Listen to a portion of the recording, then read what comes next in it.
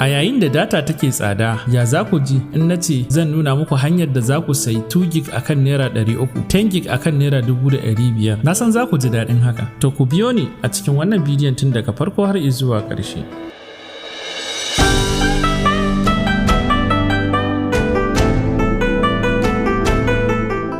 Wannan data tana amfani ga layin Airtel ne kaɗai.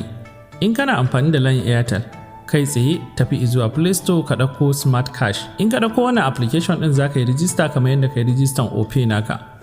Bacin ka mallaki shi application ɗin, za ka tura mishi kuɗin da za ka yi sub ɗin a ciki. Daga nan sai a tafi mataki na biyu, shine za ka shiga wajen kera, sai ka danna wannan lamba *939*77#. Ba lallai a ce kowane layi ne yake yi ba, amma kaso 90% duk suna yin wannan data ɗin.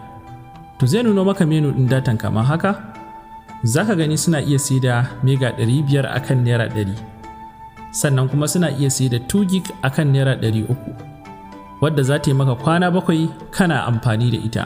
To sai ka zaɓi zaɓin da kake so ka siya, sai ka danna. Daga nan zai ce maka ka sa pin code na Smart Cash application naka da ka buɗe. Kana sakawa zai nuna maka cewa ka siya wannan data ɗin. Za ka iya saving ɗin wannan bundle ɗin as favorite ɗinka, wanda za ka iya siya ta cikin shi ainihin application ɗin Smart Cash ɗin in kai ra'ayi. Amma siya ta wannan lambobin ya fi sauƙi. To za ka iya maimaita haka kamar sau 5 kamar yadda nake yi hakan nan. Kaga ka mallaki 10 gig akan naira 1500 kacal. To wannan bidiyon kenan.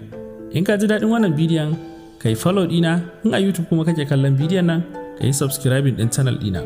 Na gode ku ci gaba da kasancewa da AMG Hausa TV.